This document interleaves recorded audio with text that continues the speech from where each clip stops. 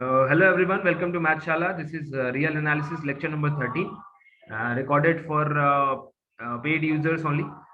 So इसमें हम लोग पिछले सेक्शंस में सीक्वेंसेस को डिस्कस कर रहे थे, सीक्वेंसेस की स्टडी को आगे बढ़ाएंगे और पहला सवाल आज का मैं पोज कर रहा हूँ। पहला सवाल ये है, ये स्टेटमेंट है, आपको बताना है ट्रू है या फॉल्स है। आप अपने समझ के हिसाब से काउंटर एग्जाम्पल भी ट्राई करिए, 60 सेकेंड का टाइम होगा आपके पास। Every converging sequence is bounded. Yes, of course. Bounded, but ये bounded नहीं पूछ रहा मैं। Every converging sequence is always monotonic. जिन्होंने बुकलेट पढ़ी होगी they will have answer immediately. जिन्होंने थोड़ा सा ध्यान दिया होगा, yes, your time starts now.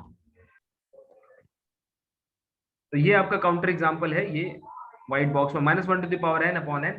याद रखिए ये दिखने में ऑसिलेटरी है लेकिन ये कन्वर्जेंट सीक्वेंस है, ठीक है। तो इसमें कॉशन लिख लीजिए, क्योंकि कई बार जैसे आपको भी यकीन नहीं हुआ पहली बार में जब मैंने लिखा, so you felt like it is oscillating, ठीक है। It looks like oscillating but it is actually convergent. इसका मतलब आप लोग बुकलेट फॉलो नहीं कर रहे हैं भाई। कितने लोग हैं जो बुकलेट फॉलो कर रहे हैं? Yes, raise your hand.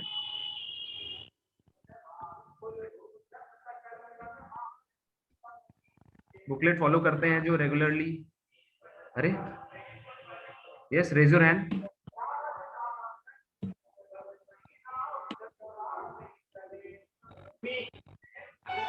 बाप रे, every bounded sequence will always have booklet follow नहीं कर रहे हैं तो ये सही नहीं है, this is not the correct way. Notes और बुकलेट साथ में फॉलो करने चाहिए आपको, पीडीएफ और बुकलेट यानी कि आपके सेल्फ नोट्स और बुकलेट विल हैव कन्वर्जेंट सब सीक्वेंसेस। आपको बताना है ये स्टेटमेंट आपके हिसाब से ट्रू है या फॉल्स। स्टेटमेंट है एवरी बाउंडेड सीक्वेंस। देखिए मैंने कहा है कभी जल्दबाजी, हायर वालों को पेशेंस रखना चाहिए, कभी जल्दबाजी मत करिए, आपके पास बहुत टाइम होता है। फिर से सोच के बताना ट्रू या फिर false, you have time. Yes, take.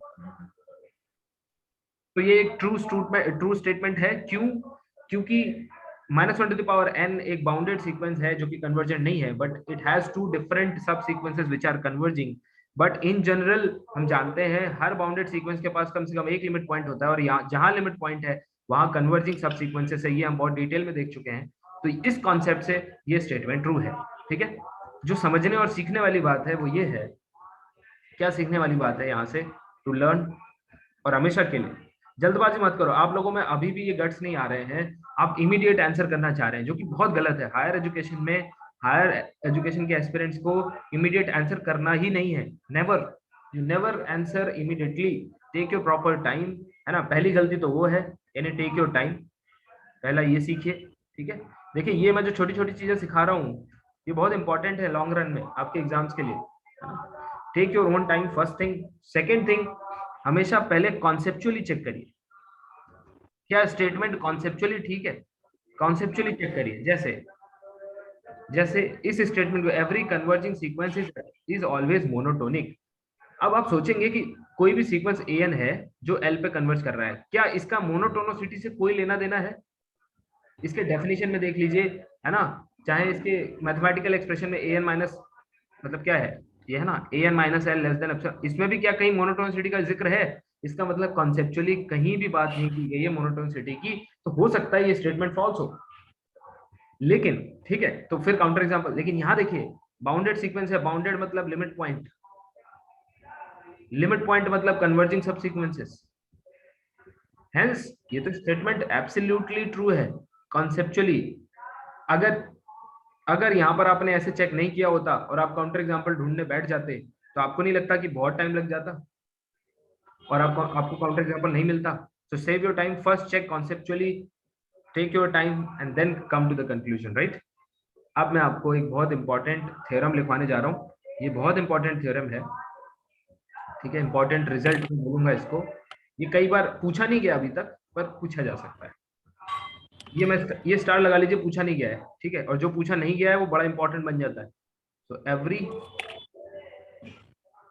Every sequence, ठीक है, अभी मैं आपको एक चीज सिखाऊंगा। Every sequence has a monotonic सब सीक्वेंस। इसका प्रूफ जिसको देखना है, ठीक है, गूगल पे देख सकते हैं आप, ढेरों प्रूफ मिल जाएंगे इसके। करते कैसे हैं वो मैं आपको दिखा देता हूँ, ओवरव्यू दिखा देता हूँ आपको। स्टेटमेंट क्या है? एवरी सीक्वेंस, यानी कोई भी सीक्वेंस हो, बाउंडेड हो, अनबाउंडेड हो, कुछ भी, किसी भी तरह की, यानी कि पहला पहला इंपॉर्टेंट पॉइंट क्या है? एनी टाइम, यानी एनी काइंड, कुछ भी हो, बाउंडेड हो, अनबाउंडेड हो, कन्वर्जेंट हो, डाइवर्जेंट हो, कुछ भी हो, एक मोनोटोनिक सब सीक्वेंस तो होती ही है। A and B a randomly given sequence, then it will surely have a B and K subsequence which is monotonic. ये है रिजल्ट। अब इस मोनोटोनिसिटी का आप क्या करेंगे ये आप जाने, लेकिन ये टूल की तरह आपके पास रहेगा। जैसे समझिए, सीखिए, बाउंडेडनेस पे जैसे ही कहा जाता है कि सीक्वेंस बाउंडेड है, एक टूल की तरह आपको मिल जाता है क्या? Limit point. कहां से? बोल्जानो-वेस्ट्रॉस थ्योरम, BWT। तो ये टूल है ना आपके लिए। अब इसको कैसे इस्तेमाल करना है, चाहे आप इसको कन्वर्जिंग सब सीक्वेंस की तरह इस्तेमाल करें, है ना, या लिमिट पॉइंट को लिमिट क्लेम करने के लिए, वो आपकी चॉइस है, बट आपको कॉन्सेप्चुअली दे दिया जाता है। अब ये रिजल्ट इंपॉर्टेंट क्यों है? ये रिजल्ट इसलिए इंपॉर्टेंट है क्योंकि ये किसी रैंडम सीक्वेंस पे लग जाता है।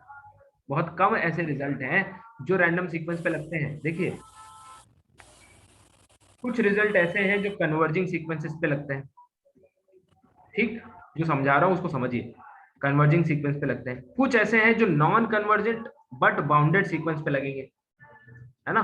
बाउंडेड जैसे लिमिट पॉइंट का होना, ये केवल और केवल बाउंडेड सीक्वेंस पे ही मिलेगा, ठीक, मतलब बाउंडेड सीक्वेंस होगा तभी आप अश्योर हो पाएंगे, तभी आप अश्योर हो पाएंगे। अच्छा, यहां से क्वेश्चन आता है, अनबाउंडेड के पास लिमिट पॉइंट हो सकता है? श्योरिटी है? श्योरिटी तो नहीं है, बट कभी कभी हो सकता है, मे और मे नॉट बी। आप लोगों ने खूब एग्जांपल चलाया था, बताइए कौन सा?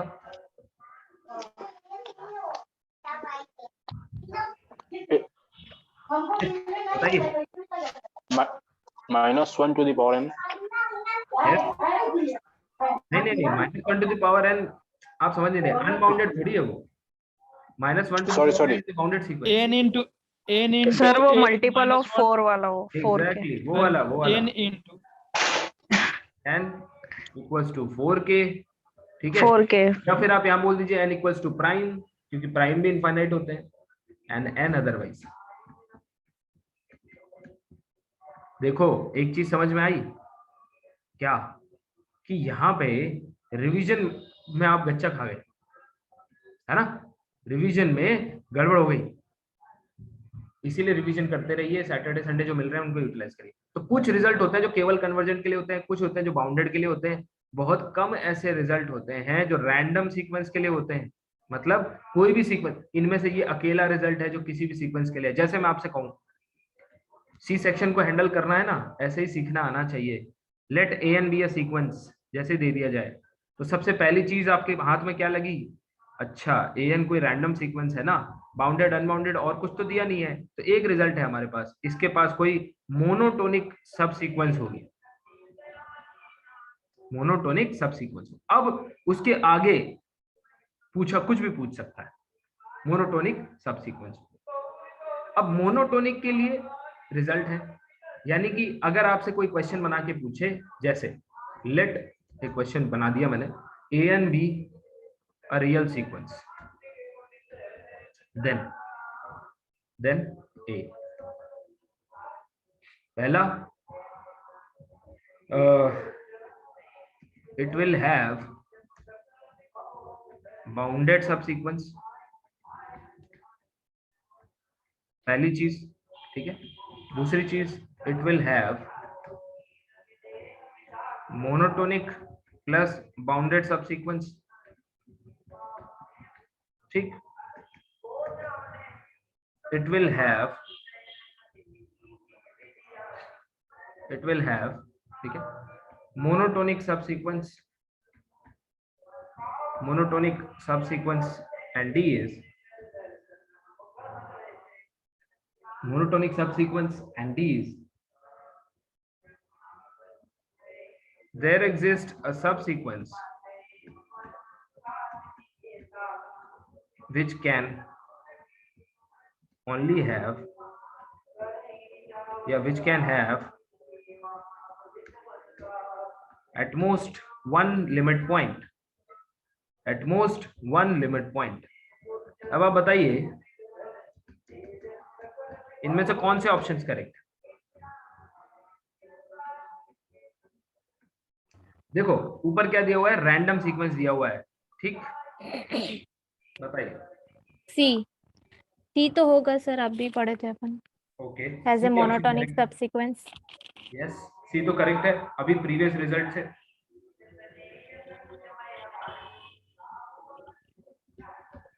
हाँ भाई, बाकी लोग भी थोड़ा इन्वॉल्व हो जाइए। Yes sir 4। ओके 4 मतलब आप कह रहे हैं फोर्थ या थर्ड, मतलब आपका क्या आंसर है? थर्ड और फोर्थ दोनों? सर थर्ड तो है, फोर्थ यस सर, थर्ड के साथ साथ फोर्थ भी, थर्ड तो अभी क्लियर ही है। ओके तो आप कहना चाह रहे हैं सी एंड डी?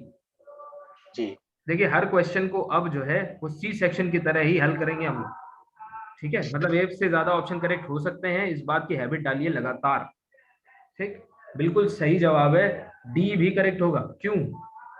लॉजिकली भाई मोनोटोनिक सब सीक्वेंस मिल गया, अब वो कह रहा है देयर एग्जिस्ट अ सब sequence which can have at most one limit point. ये भाषा कहीं देखी है?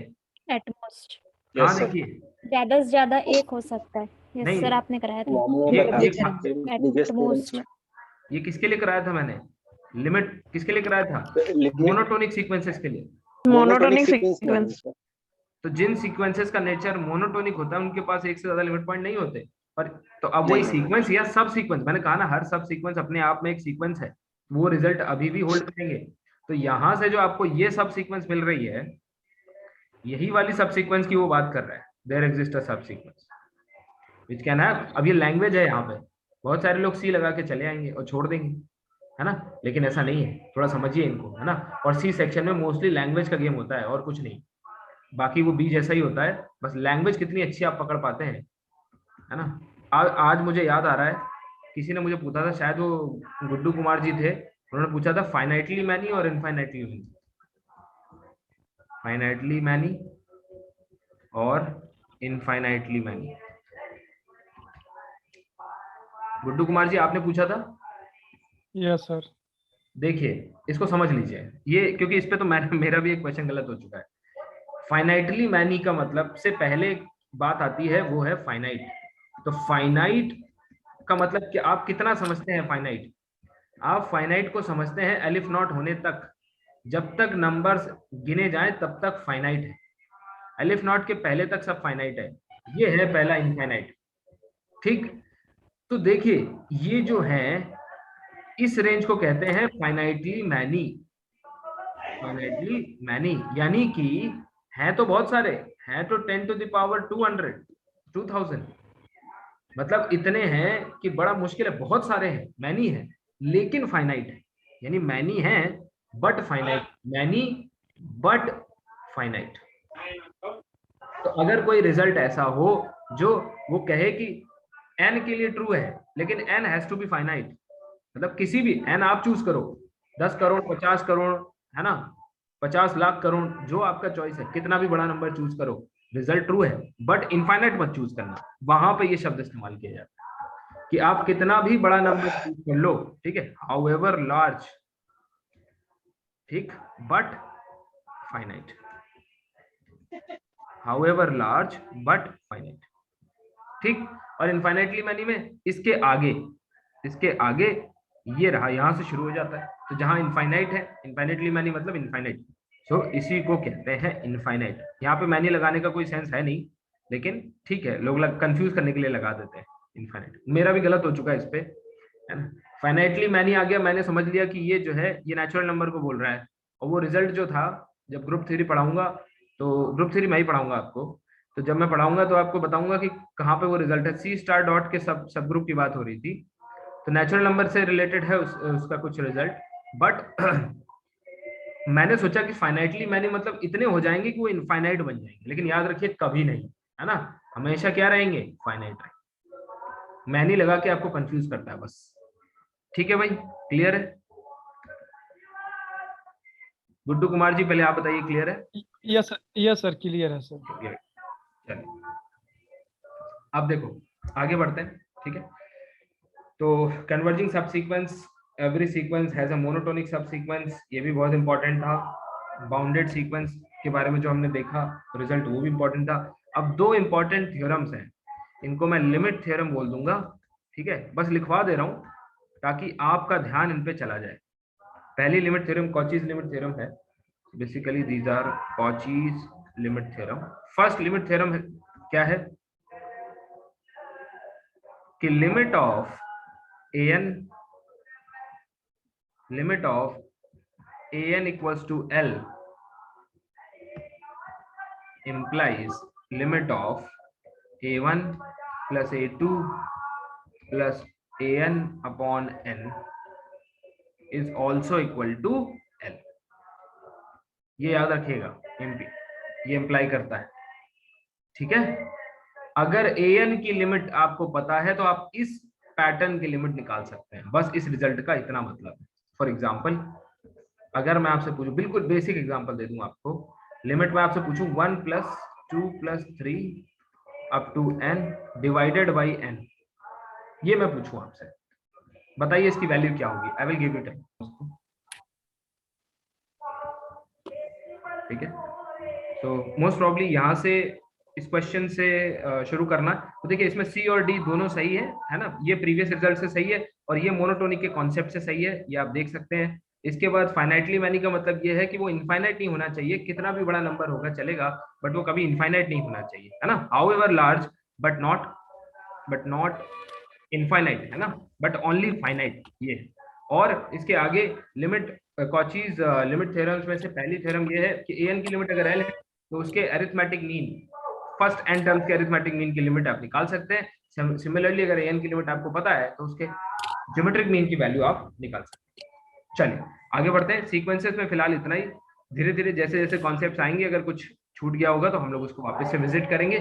चलिए आगे बढ़ते हैं, एक बहुत महत्वपूर्ण टॉपिक पे चर्चा करेंगे। अगले मेरे हिसाब से, मेरे ख्याल से 3 लेक्चर लगेंगे इसमें, है ना, सीरीज में। इन सब में आपका योगदान, आपका पार्ट ज्यादा है। मैं आपको सिर्फ कॉन्सेप्ट सिखाऊंगा, क्वेश्चंस आप करिए इस पे, क्योंकि हम लोग पहले से पढ़ते आ रहे हैं इसको। सीरीज क्या है, अगर कोई पूछे what is the definition of series, अगर कोई पूछे कि सीरीज का डेफिनेशन क्या है, पहले मुझे बड़ा फैसिनेटिंग लगता था कि सीरीज का डेफिनेशन क्या हो सकता है ना, कब किसी चीज को सीरीज कहेंगे। लेकिन अब बहुत ही आसान है, सीरीज का सिंपल सा डेफिनेशन है, सिंपल सा, क्या, any expression of the form summation an, ठीक है, summation an is called series, आप कहोगे सर एक बात बताओ, आपने यहां पर n की लिमिट क्यों नहीं दी कि n = 1 to infinity। अब देखिए सीरीज वैसे तो मोस्टली इनफाइनाइट होती है, पर जो इंडेक्सिंग सेट है ये आप डिसाइड कर सकते हैं कि n जो है z को बिलोंग कर रहा है, कि n जो है वो नेचुरल नंबर को बिलोंग कर रहा है, ये आपका चॉइस होगा। लेकिन इंपॉर्टेंट पार्ट क्या है कि यहाँ पर कोई सीक्वेंस होता है। इसका मतलब सर क्या हम लोग किसी भी समेशन के अंदर कोई सीक्वेंस रख दें तो क्या वो सीरीज बन जाती है? बिल्कुल, है ना। और यही जो है ये बेस्ट रिप्रेजेंटेशन है जो मैं आपको दे सकता हूँ। ये तो इसके अंदर ये जो लिखा रहता है ये सीक्वेंस है, और इसकी स्टडी जो है वो हमने पिछले चैप्टर में कर रखी है। तो अब आप मुझे बताइए कि सीरीज से पहले सीक्वेंस पढ़ाने का इंपॉर्टेंस है या नहीं, पढ़ाया जाना चाहिए या नहीं? भाई पढ़ाया जाना चाहिए। क्यों? अगर आप नहीं पढ़ाएंगे तो यहाँ पे सीक्वेंस को कैसे पुट करेंगे? सीक्वेंस के बारे में लोगों को पता नहीं होगा, आप कहेंगे कि समेशन के अंदर सीक्वेंस डाल दो सीरीज बन जाती है, वो कहेगा सीक्वेंस क्या है। सर सीक्वेंस के प्रत्येक पद को जोड़ देंगे तो एक सीरीज का निर्माण कर देगा। इसका एग्जैक्टली मतलब तो यही हुआ। बिल्कुल बिल्कुल पार्शियल सम बोलते हैं उसको। बिल्कुल बिल्कुल। अब पार्शियल सम देखिए, पार्शियल सम का अलग ब्यूटी है, मैं आपको बताता हूँ। ठीक है, धीरे धीरे उस पर चलेंगे, है ना।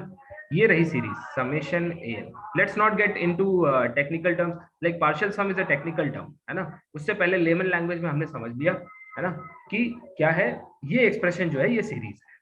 ठीक, अब धीरे धीरे आगे बढ़ते हैं। इसको हमने सीरीज को क्या नाम दे दिया, लेट अस से एस नाम दे दिया। कब कहा जाएगा कि ये सीरीज कन्वर्ज कर रही है और कब कहा जाएगा कि ये सीरीज डाइवर्ज कर रही है। सबसे पहला जो चीज है दिमाग में वो यही आता है। तो देखिए यहीं पे क्लियर कर लीजिए, अगर इस सीरीज का सम फाइनाइट है, अगर इसका सम फाइनाइट है तो ये सीरीज कन्वर्ज कर, ठीक है। यानी अगर किसी सीरीज का सम फाइनाइट होता है तो वो सीरीज क्या कहलाती है, कन्वर्जेंट सीरीज कहलाती है। जैसे सीक्वेंस में था, अगर पूरा का पूरा पैटर्न किसी फाइनाइट लिमिट पे जाके बिल्कुल जाके वहां पे कन्वर्ज करे तो क्या कहते हैं कि sequence is converging, otherwise diverging. Otherwise diverging मतलब अगर वो इनफाइनाइट पे जाके कन्वर्ज कर रहा है, ठीक है, तो क्या कहते हैं, उसको डाइवर्जिंग कहते हैं। लेकिन आप भी समझ गए होंगे, अब आप अच्छे स्टूडेंट हैं, डाइवर्जिंग भी कन्वर्जिंग है, बस अंतर है फाइनाइट लिमिट और इनफाइनाइट लिमिट। सीरीज में क्या है, अगर सीरीज का सम फाइनाइट है तो सीरीज कन्वर्जेंट है। अगर सम जो है, if some is infinite, is not finite, किसी कारण आप इसका जो सम निकाल रहे थे वो फाइनाइट नहीं आया, तो समझ लीजिए ये डाइवर्जेंट सीरीज है। इसमें ऑसिलेटरी और ये सब चीज नहीं रहती, ठीक है, इज इनफाइनाइट। इसमें थोड़ी मतलब ऐसा नहीं कहूंगा कि हर पल में आपके लिए कुछ मजेदार है, पर हाँ थोड़ा बहुत इंटरेस्टिंग है इसमें भी, है ना। सीरीज में भी मैं आपको कोशिश करूंगा कि कुछ इंपॉर्टेंट चीजें, कुछ इंटरेस्टिंग चीजें सिखाऊं जो आपने पहले ना देखी हो। तो sum is not finite, either infinite, then it is divergent, then divergent. ठीक है, यहां तक बात क्लियर हो। अगला क्वेश्चन आता है, और ये बिगर क्वेश्चन है, can we calculate sum of the series always. और ये क्वेश्चन मैं आपसे पूछूंगा, आपका ओपिनियन क्या है, this is a bigger question, can we calculate sum of any given series, always. बताइए व्हाट डू यू फील, मतलब अगर मैं आपको कोई रैंडम सीरीज दे दूं, क्या आप बता सकते हैं कि इसका सम क्या होगा, क्या कैलकुलेट कर पाओगे, इनफाइनाइट टर्म्स को ऐड कर पाओगे? No sir. याद रखिए, ऑलवेज तो नहीं हो। हाँ याद रखिए, ऑलवेज क्या, अगर मैं आपको बोल दूं तो ये अतिशयोक्ति नहीं है कि 98% टाइम्स आप फेल हो जाएंगे, केवल 2% टाइम्स आप पास होंगे। आप सम निकाल के ले आएंगे, और आप जैसे ही सम निकाल के लाएंगे तो आप उस प्रीमियम नहीं बोलूंगा, उस इलीट मैथमेटिशियंस के क्लब में शामिल हो जाएंगे जिन्होंने इनफाइनाइट सीरीज के सम को फाइंड आउट किया है। अब आप समझे आपसे कितना बड़ा सवाल पूछा था मैंने, इसमें केवल एलीट मैथमेटिशियंस हैं जिन्होंने सीरीज के सम को फाइंड आउट किया है। आपको क्या लगता है, summation 1/n² which is I think π²/6 है ना, या हो सकता है कुछ और भी हो, आई थिंक π²/6। तो ये जो सम है ये बड़ी आसानी से आया था। रामानुजन ने कितनी सीरीज के सम दिए थे, है ना, मैंने आपको उस दिन चर्चा भी की थी रामानुजन के बारे में, उन्होंने कई सारे इनफाइनाइट सीरीज के सम दिए थे। इनफाइनाइट सीरीज का सम देना 2 मैथमेटिक्स के बहुत बड़े प्रॉब्लम्स हैं। क्या पहला है इनफाइनाइट सीरीज का सम देना, ठीक है, और दूसरा है पॉलिनोमियल के रूट्स,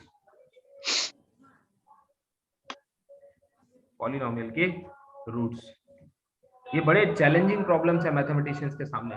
तो अगर आप निकाल पाए, आप इन 2% में, आप बल्कि 2% भी बड़ा नंबर लिखा है मैंने, फिर आप कहोगे सर लेकिन हम लोग कर तो देते हैं, तो याद रखो सम नहीं निकालते हैं, सम केवल स्टैंडर्ड सीरीज का निकालता है। ठीक है, तो इसका आंसर क्या है? Only standard series. ये स्टैंडर्ड सीरीज कौन सी है?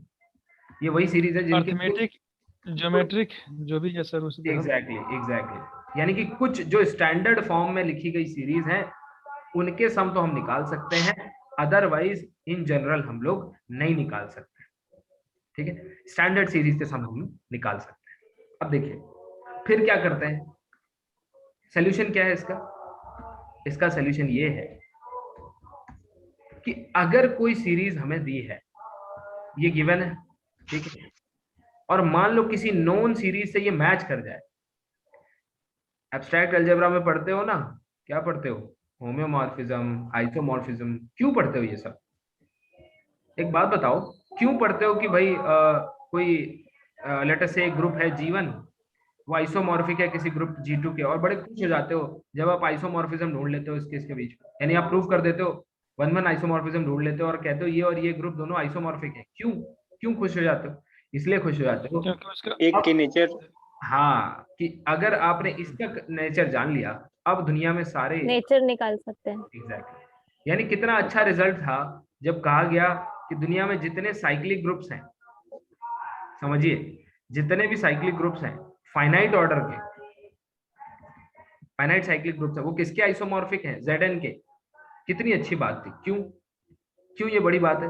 क्योंकि अब हमें कोई भी ग्रुप दे दो, Zn की प्रॉपर्टी तो नोन है ना, हम तुरंत निकाल के रख देंगे कि इसमें इतने ऑर्डर के इतने एलिमेंट होंगे, वो ऐसे ऐसे बिहेव करेंगे, उनकी कॉन्जुगेसी क्लास ये होगी, इसमें ये ग्रुप एक्शन आप डिफाइन कर सकते हैं, एंड लॉट ऑफ थिंग्स, है ना? आसान हो गया ना?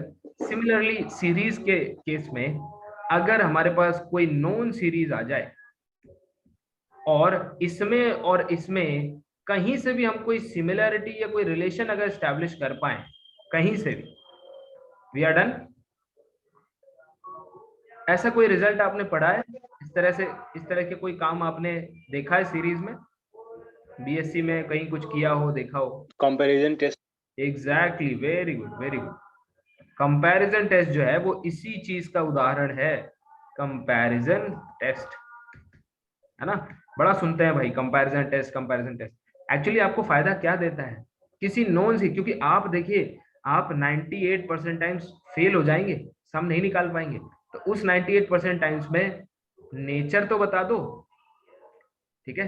तो आंसर क्या है? आंसर ये है, सम तो केवल फाइनाइट सीरीज, स्टैंडर्ड सीरीज का निकल सकता है, लेकिन नेचर जो है, nature can be established or can be Always. observed, can be observed। Nature का मतलब क्या है? नेचर का मतलब है आइदर कन्वर्जिंग और डाइवर्जिंग। इसका मतलब ये प्रॉब्लम इस बात को कह के सॉल्व कर दी जाती है कि सीरीज के बारे में उसका नेचर बता दो, क्योंकि सम आपके बस का नहीं है, सम हमारे आपके बस की बात नहीं है। सम जो है वो स्टैंडर्ड सीरीज का निकाल सकते हो, रैंडम सीरीज का नहीं। रैंडम सीरीज के लिए बस उसका नेचर काफी है। तो उसके ये समझ लीजिए उस डायरेक्शन में कंपैरिजन टेस्ट एक बहुत बड़ा रिजल्ट साबित हुआ।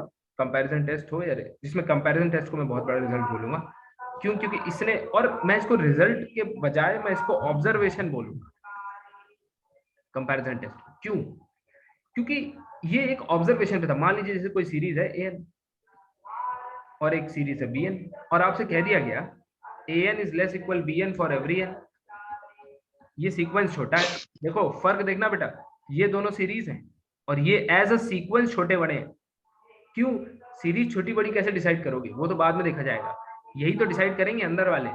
ये एक्सप्रेशन तो सेम ही है, ये an और bn डिसाइड करेंगे कौन छोटा है कौन बड़ा है।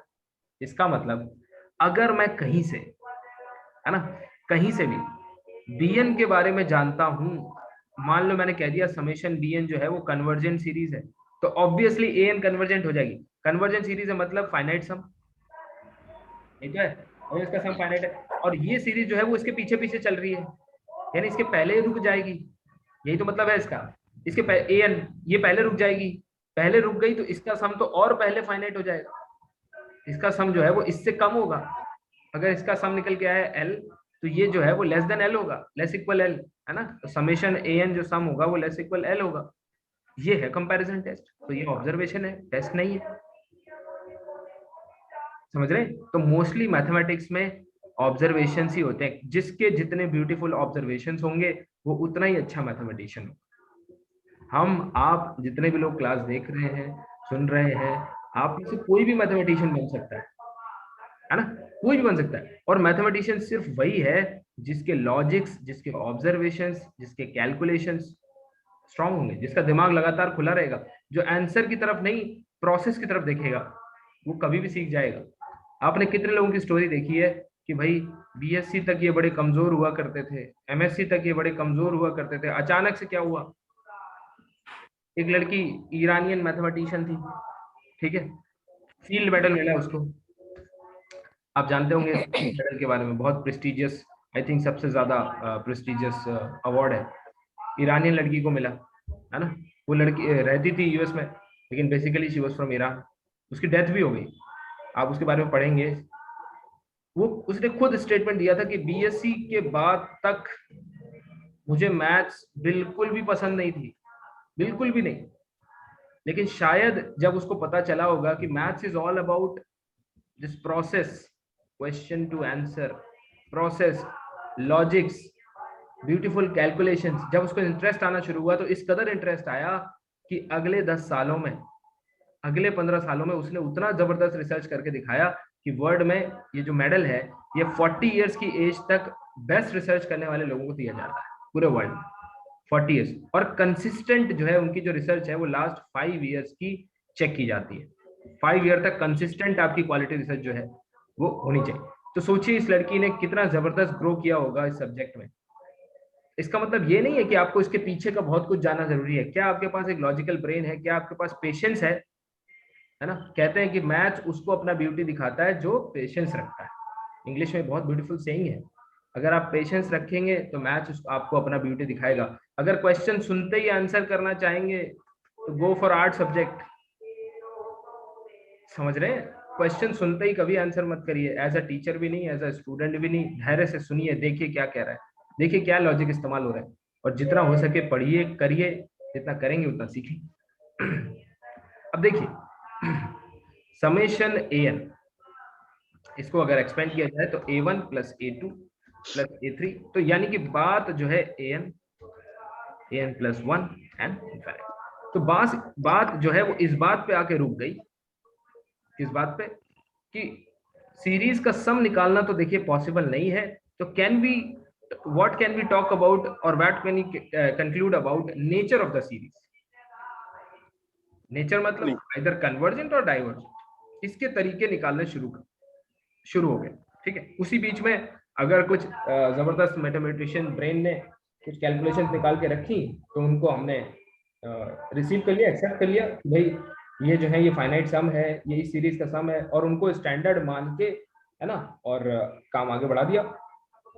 लेकिन मोस्टली काम इस दिशा में चला कि सीरीज का नेचर निकाला जाए। ठीक है, जब हम किसी चीज को गिनना शुरू कर भाई देखिए सीधी सी बात है, काउंटिंग करनी ही पड़ेगी। सीरीज का मतलब है काउंटिंग, सिंपल सी बात है, बिल्कुल सिंपल मैथमेटिक्स है, इसमें कुछ भी नहीं है। अगर मैंने आपसे कहा है समेशन 1/n², इसका मतलब क्या है? 1 + 1/2, सॉरी 1/4 प्लस 1/9, 1/16, 1/25 एटसेट्रा। अगर कोई छोटे बच्चे से पूछोगे इसका मैथमेटिक्स क्या है, वो क्या बोलेगा? 1 को 1/4 से जोड़ो। आप हर बार बस रिजल्ट देखने लगते हैं, प्रोसेस नहीं देखते हैं, है ना। तभी तो हमारे देश का मैथमेटिक्स उतना अच्छा नहीं है। क्यों नहीं है? क्योंकि सबके ध्यान रिजल्ट पे है, सबको रिजल्ट चाहिए। प्रोसेस देखो, 1, 1/4, 1/9, 1/16, 1/25, यही तो करोगे, ऐड ही तो करोगे। You just add on the things and you will get the solution. But problem कहाँ खड़ी हो जाती है कि ये इनफाइनाइट है। तो ये बताओ ना भाई कि यहाँ प्रॉब्लम है, फिर सोल्यूशन मिलेंगे।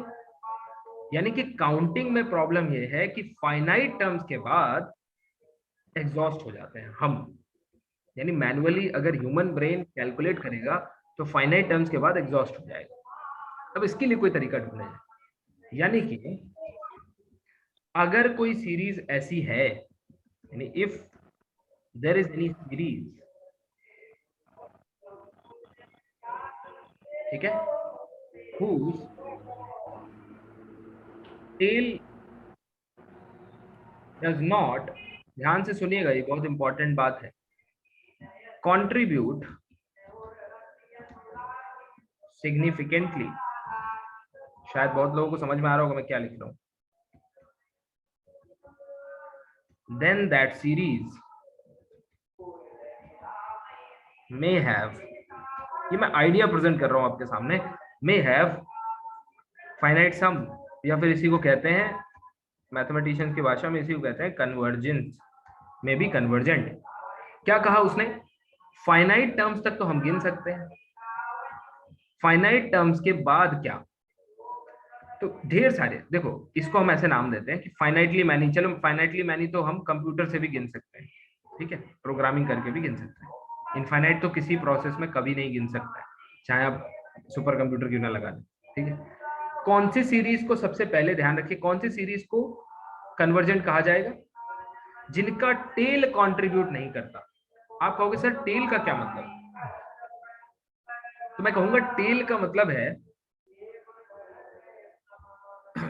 ये वाला पार्ट, फाइनाइटली मैनी टर्म्स के बाद, यानी लेट अस से A5000 के बाद टेल शुरू हो जाती है ना, मतलब एक फाइनाइट टर्म्स के बाद के जो टर्म्स हैं जिनको पूंछ कहते हैं, टेल, अगर वो कंट्रीब्यूट ना करें, अगर वो कंट्रीब्यूट ना करें तो क्या होगा, तो सीरीज का सम ये लोग डिसाइड कर देंगे।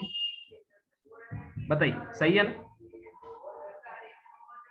सही है सर, है ना, ऊपर वाला सीरीज में दिखाई दे रहा है सर, वही ठीक है सर।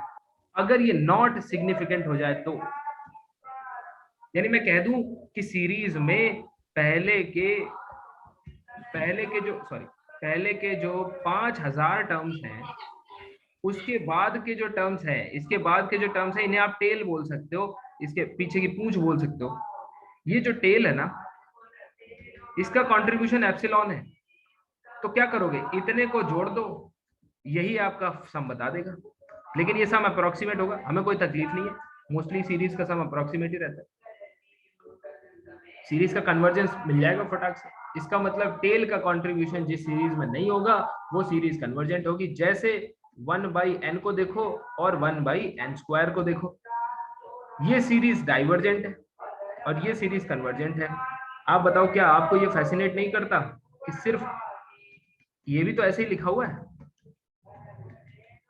कहते हैं इसको काउंट नहीं कर सकते लेकिन इसको काउंट कर सकते हैं, Isn't it fascinating? बताइए,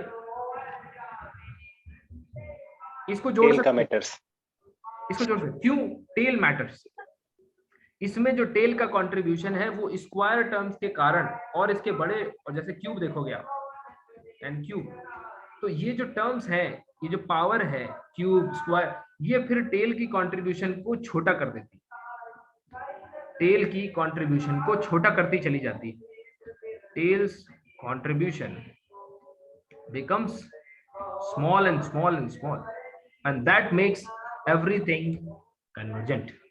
इसीलिए ये जो फिर आप आगे का मैथ्स पढ़ते हैं, क्या बड़े बच्चों का मैथ्स पढ़ते हैं और आप कहते हैं सुनो 1/, सीधी सी बात बता रहा हूँ, p greater than 1 के लिए कन्वर्जेंट है, p less than 1 equal to 1 के लिए डाइवर्जेंट है, किसने बताया, p टेस्ट, प्रूफ, बहुत ही बढ़िया, बहुत इंटरेस्टिंग प्रूफ है, पर आइडिया तो देखो, आइडिया कहां से आता है, ये आइडिया है, ये है आइडिया इसके पीछे का, हम क्या करते हैं, रिजल्ट पढ़ रहे हैं, समझ रहे हो। अब देखिए एक बड़ी इंपॉर्टेंट कैलकुलेशन यहां भी है, इसको से समझ लीजिए क्या है इंपॉर्टेंट कैलकुलेशन, ये है, पहले इतना समझ में आया क्या, शुरू करते हैं एक और important calculation, summation an which is a1 plus a2 a3 an and so on। अगर ये सीरीज कहीं कन्वर्ज करती है, ठीक है, इसका मतलब टेल का कंट्रीब्यूशन 0 है, इसको किसी और तरीके से भी कहा जा सकता है, क्या, अगर मैं सबसे पहले पहला टर्म लूं, ठीक है, फिर मैं इसमें एक और टर्म जोड़ूं, टेल के कंट्रीब्यूशन को देखना है ना मुझे, a1 plus a2 plus a3 देखना, इसका मतलब जब हम थर्ड पॉइंट पे आए तो ये पहला, फिर ये दूसरा और ये 3 पॉइंट क्लियर हो। सिमिलरली अगर मैं a1 plus a2 plus a3 मैं देख लूं कि an तक जुड़ के कितना बन रहा है ना, तो यानी कि मैं कहां तक काउंट कर रहा हूं, मैं an तक यानी कि यहां तक काउंट कर रहा हूं, फिर इसको आगे बढ़ा सकता हूं। किसी ने ऑब्जर्व किया, शायद पहली बार किसी ने किया ही होगा, है ना, कि एक काम करते हैं, इसको ऐसे लिखते हैं, इसको पहला टर्म देते हैं, इसको दूसरा टर्म, ये तीसरा टर्म और ये nth टर्म, और ये ऐड करने के सेंस में एक सीक्वेंस बन जाएगा। ये जो है ये ऐड करने का यानी पैटर्न क्या होगा कि नया टर्म ऐड किया जा रहा है और ये एक नया सीक्वेंस बन जाएगा। ये सीक्वेंस बनेगा क्या, ये सीक्वेंस बनेगा सीक्वेंस ऑफ nth पार्शियल सम, जिसको स्टैंडर्ड मैथमेटिक्स में SN कहते हैं। पार्शियल सम क्यों, क्योंकि ये टोटल सीरीज का सम नहीं है, कुछ फाइनाइट सम है, फाइनाइट नंबर ऑफ एलिमेंट्स का सम। जैसे ये फर्स्ट n टर्म्स का सम, अगर आप n+1 की बात करें तो a1 plus a2 an plus 1 plus an then an plus, ठीक है। nth पार्शियल सम, इंपॉर्टेंस क्या है इसकी, पार्शियल सम तो हमने समझ लिया, मतलब ये सीक्वेंस जो है किसी ने ऑब्जर्व किया होगा कि लेफ्ट हैंड साइड में जो है वो एक सीक्वेंस बन रहा है ना। क्या इस सीक्वेंस का क्या करें, अगर मैं आपसे कहूं कि इस सीक्वेंस का S500 वाला टर्म जो है, ठीक है, इसके बाद से जो S5001 है या ये जो टर्म्स हैं, है ना, इनका कंट्रीब्यूशन बहुत छोटा है, ये सब एप्सिलॉन है, तो क्या ये बात वही नहीं हो जाएगी कि ये टेल का कंट्रीब्यूशन नेग्लिजिबल है? बताइए, दोनों चीजों का कहना एक ही जैसा नहीं हो जाएगा?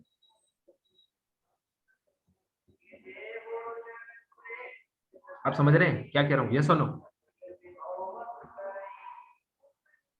भाई पहले इसमें पहले के n टर्म जोड़े गए, ठीक है, मैं कह रहा हूं जब Sn+1 आया तो मतलब पहले के n+1 टर्म जोड़े गए।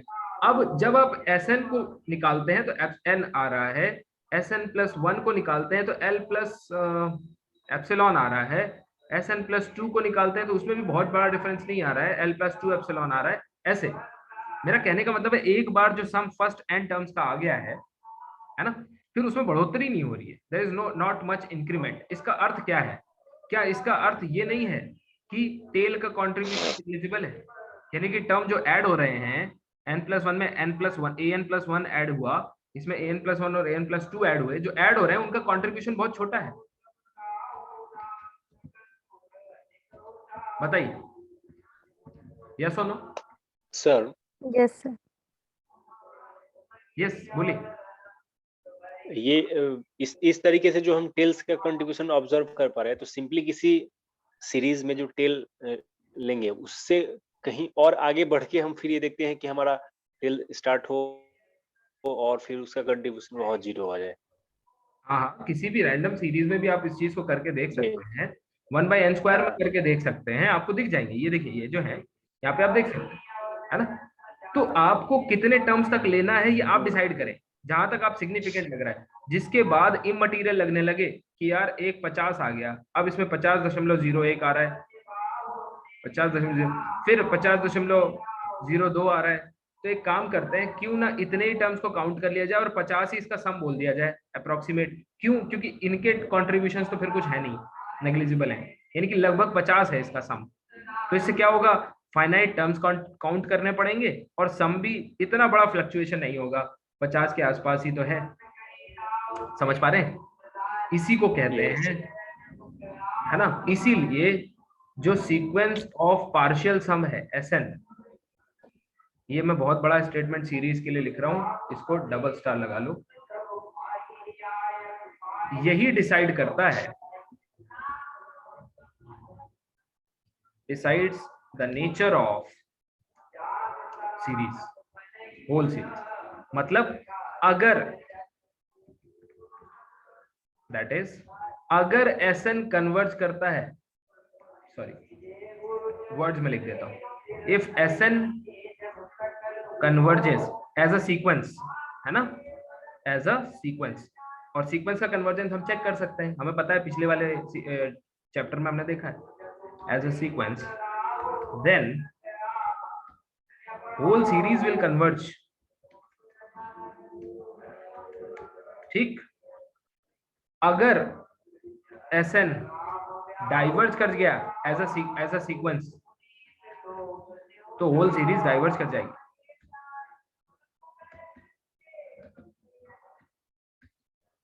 क्यों? अगर Sn कन्वर्ज कर रहा है L पे, इसका मतलब क्या है? इसका मतलब क्या है? इसका मतलब ये है कि इनफाइनाइट टर्म्स जो है वो L माइनस एप्सिलॉन से L प्लस एप्सिलॉन के अंदर है इनफाइनाइट टर्म्स के लिए। Sn में इनफाइनाइट टर्म्स का मतलब क्या है? इधर केवल फाइनाइट टर्म्स तक का ये जो सपोज S50 है, ये यहां तक है, इसके बाद जो है वो सब इसी रेंज में है। तो आपको नहीं लगता कि इतने टर्म से डिसाइड कर देंगे सीरीज, इनके तो हमें काउंट ही नहीं करना। समझ पा रहे हो? तो इन अदर वर्ड्स, अगर सीक्वेंस ये Sn कन्वर्ज कर रहा है, इसका मतलब केवल ये फाइनाइट फिगर ही हमको काउंट करना पड़ेगा, हेंस हमारी सीरीज कन्वर्ज कर जाएगी, क्योंकि ये तो हम हमेशा काउंट कर सकते हैं। बताओ भाई, सही है? Hello, am I audible? Yes sir, yes. समझ में आ रहा है?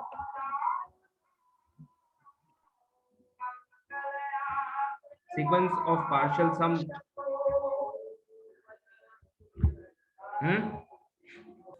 Okay. Yeah. So thank you so much for joining. See you all tomorrow again with the topic of sir. series in continuation.